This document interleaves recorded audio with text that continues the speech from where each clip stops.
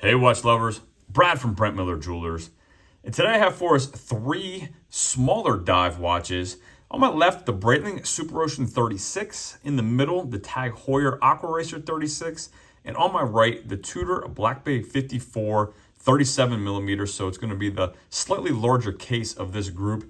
If you're not familiar with the channel, I do take requests. I love getting requests when I have inventory. Someone reached out and specifically wanted to see the Aquaracer and the Black Bay 54, and because I had the Superocean in stock, I thought I might as well throw it in and just do all 3 of these. Again, mid-size or smaller divers. I'm not going to give you the specs of all of these. I will, however, list all of that in the details in the description if you want the full specs. Again, I'll probably reference some, and while we're at it, I'll just give you quick references. So the thinnest of the bunch is the Tudor Black Bay 54, 11.2, followed by the TAG Heuer at 11.8. So just to give you an idea here. And then the thickest of the group is the Superocean at 12.5. So I don't know if I can get all 3 of these cases in my hand here, but actually I've given you a crown. So let me just give you all from the crown side, just to give you an idea on case thickness. I will get these on wrist and shortly, just give you my thoughts. But again, kind of covering up that tag, hard to hold here. But the thinnest is the Tudor. And while I'm holding it here, I might as well just give you lug to lug.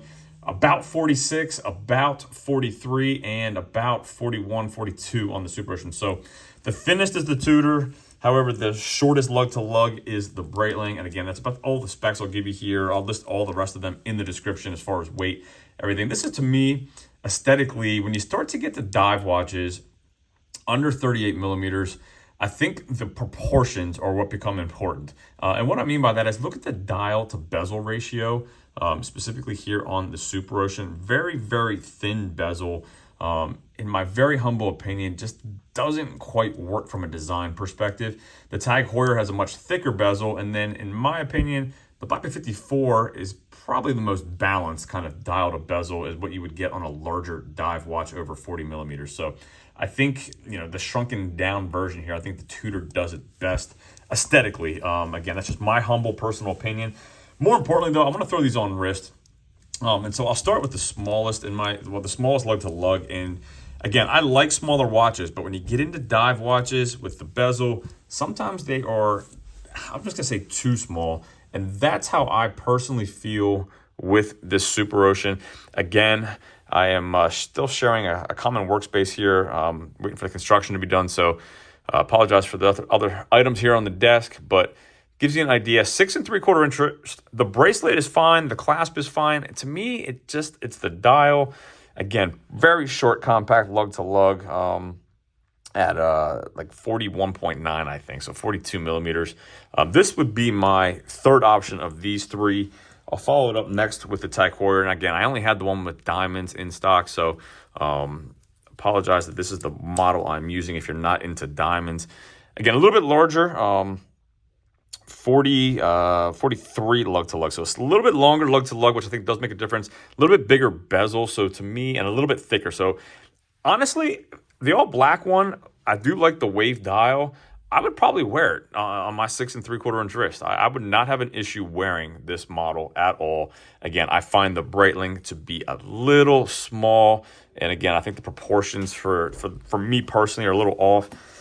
And then I'll finalize this with the Tudor. To me, again, this would be my pick of the bunch. It's thinner, almost 46 lug to lug, so a little bit more real estate on my 6 3/4 inch wrist. And I just feel like it looks and wears the best. Again, a little bit thinner. I will say on the clasps on all of these, you are getting micro adjustability on all 3 of these, which is great. If you like the Breitling, by all means, I will tell you here, we'll do bezel action in a second, but you do have the T-fit on the Black Bay 54 here. Sorry, the tape is in the way. So you do have the micro adjustability on all of these. The Breitling's just the button, push that down and able to slide. So I do like the functionality. Tags is a little bit different if you're not familiar. It's on the outside of the case, so I'm glad to see they kept it on the smaller 36 millimeter. Just push down the dual push button and you can move from the outside. You don't have to get in the inside of that. So let me zoom back in here real quick. Let's go bezel action. And I gotta tell you, this is where the Breitling, I do like Breitling's bezel action. And let me give you some shots without my ring light here, just a natural light here in the office. Do love the turquoise dial. Very good bezel action on the Breitling Superoceans. The Tag Heuer is probably my least favorite, but it's not awful.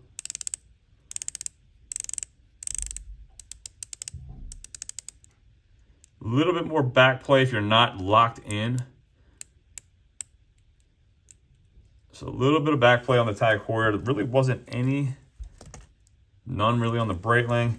And then the Tudor, just like you would get on the larger divers, very good. Again, no back play. So all three great watches, under, I guess I said 37 or under. Let's talk pricing real quick. On the Tudor, $41.75. So $41.75. Tag Heuer, $4,200, slightly more expensive. And then the Breitling at $5,600. So again, factoring in price, the way they wear and the way they look, for me, it's 1, 2, 3 across the board, right to left. Again, let me know what you guys think. Hopefully this helps the individual who requested seeing these in person make a decision. But again, I always say buy what puts a smile on your face and what is going to make you happy, not what makes me happy. So thanks again for viewing. Contact information is in the description. If there's anything we can do for you, anything at all, please reach out, and we'll see you in the next video.